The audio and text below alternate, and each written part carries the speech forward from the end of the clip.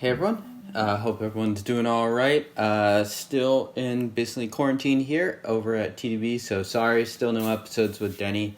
But I'm trying to mix up a little bit with different episode ideas. So today I am doing, a sort of a basics idea, just trying to answer the question, what is good storage or what is bad storage when it comes to Pu'erh. So did an oolong episode just a couple episodes ago. And now filming this here in June. So Pu'erh, of course, is one of the most consumed teas by myself, as you could probably tell from just the quantity of episodes that we've done on Pu'erh on TeaDB, as well as on my Inbetweenisodes. So before I get going too far, just going to recommend everyone check out the storage explainer I did last year. I think that's a good both starting and midpoint for people that are really into Pu'erh. I tried to just package as much information as I could into that one episode that's really addressed at people just looking to learn about it. So definitely going to be a little bit of overlap in this one, but just approaching this episode more as it's just a general question: what is good Pu'erh storage? So I think the first thing to note is that Pu'erh storage does have an extremely subjective element to it, and there's like a large range of preferences that aren't necessarily obviously right or wrong when it comes to Pu'erh storage. Generally speaking, the two types of storage that you'll hear described the most are wet storage and dry storage.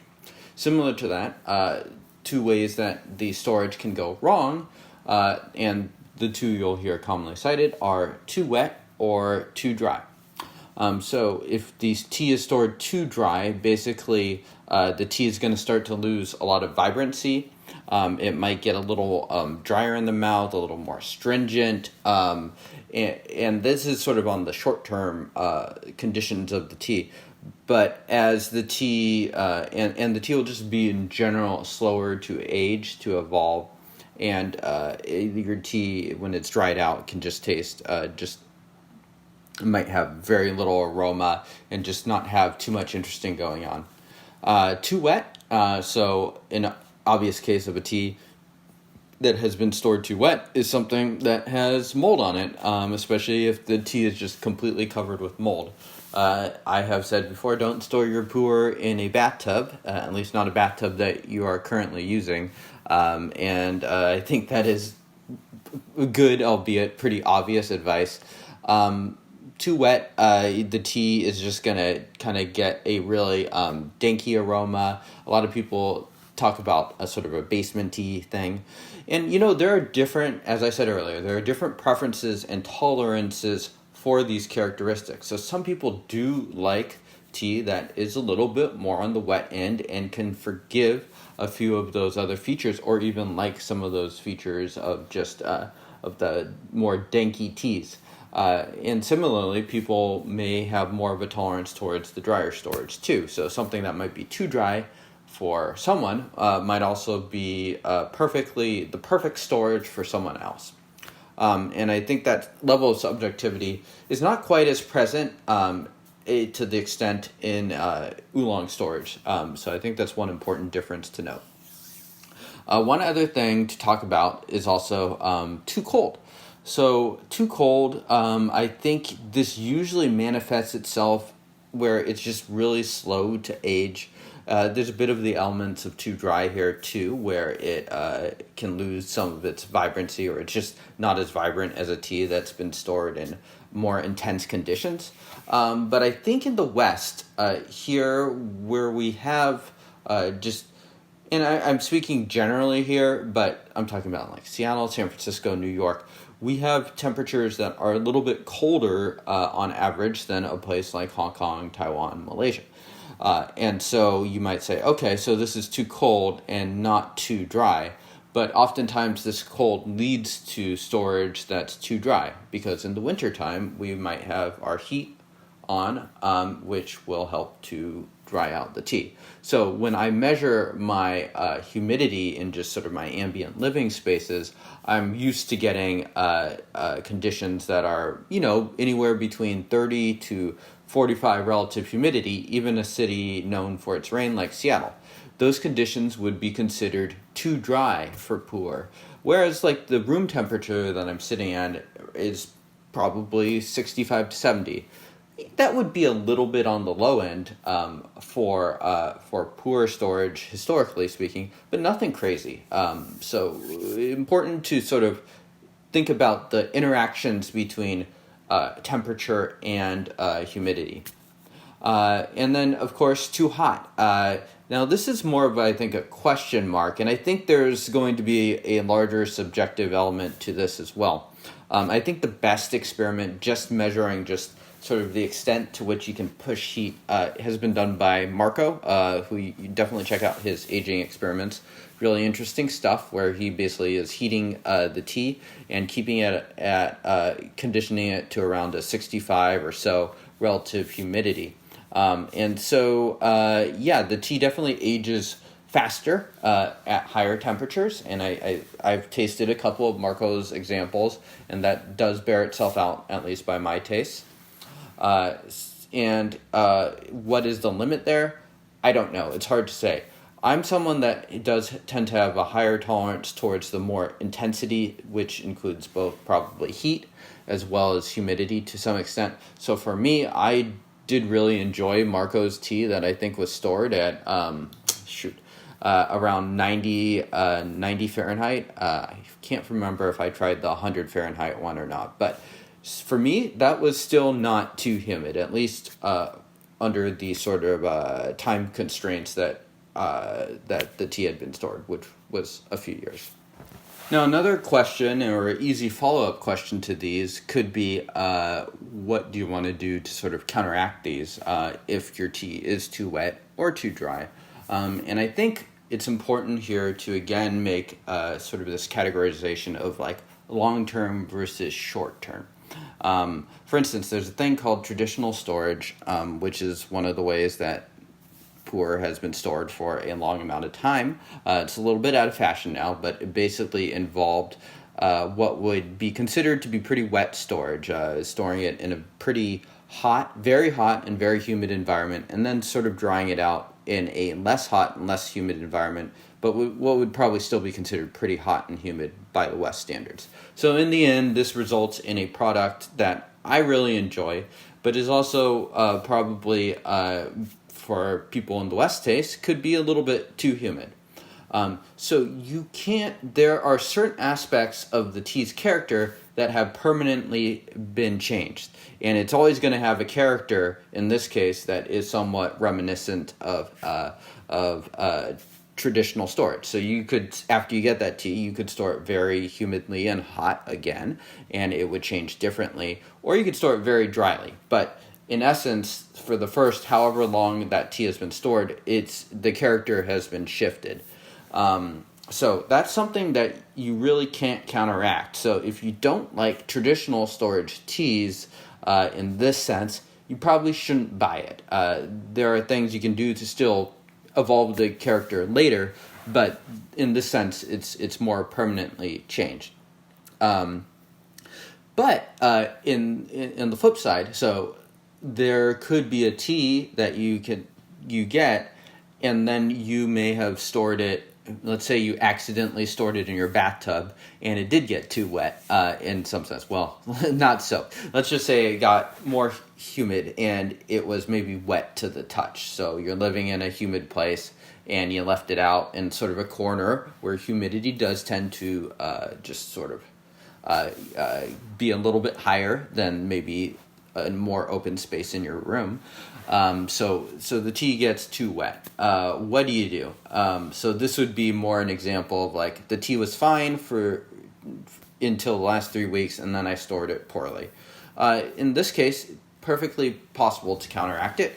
You would probably just want to store the tea out in the open in a place where there's more, where it's drier.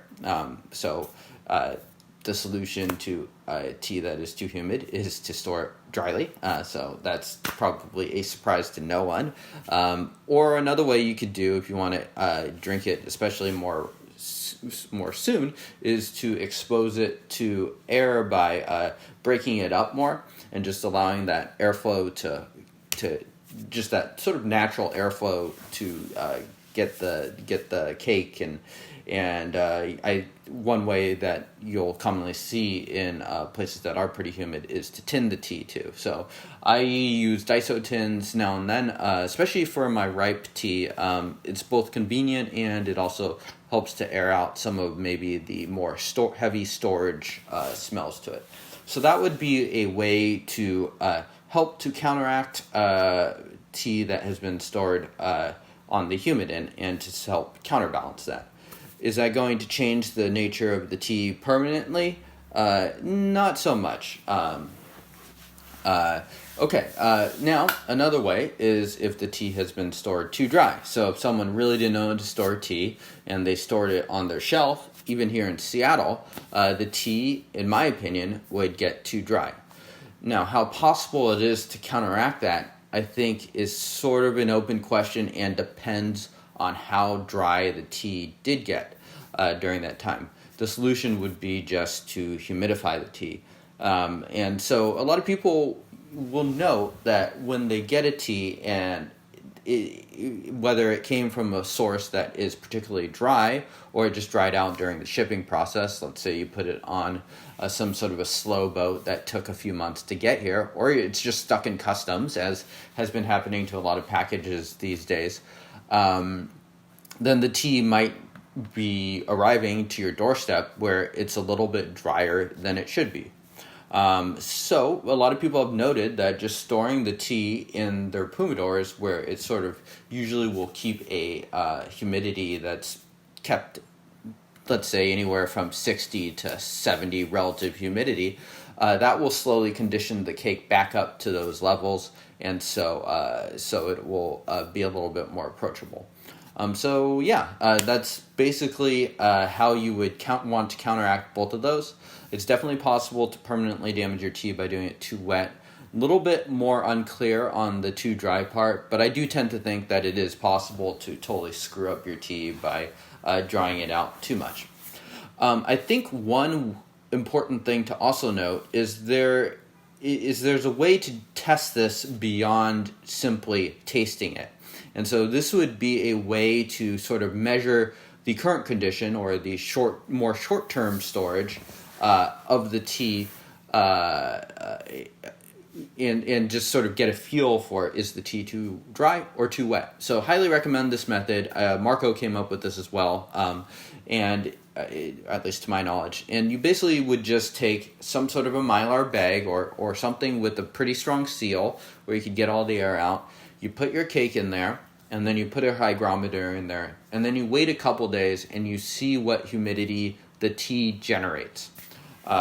Generally speaking, I think something that should be looked at relatively the norm for what you want there is something probably around 65 relative humidity, plus or minus 4 or 5.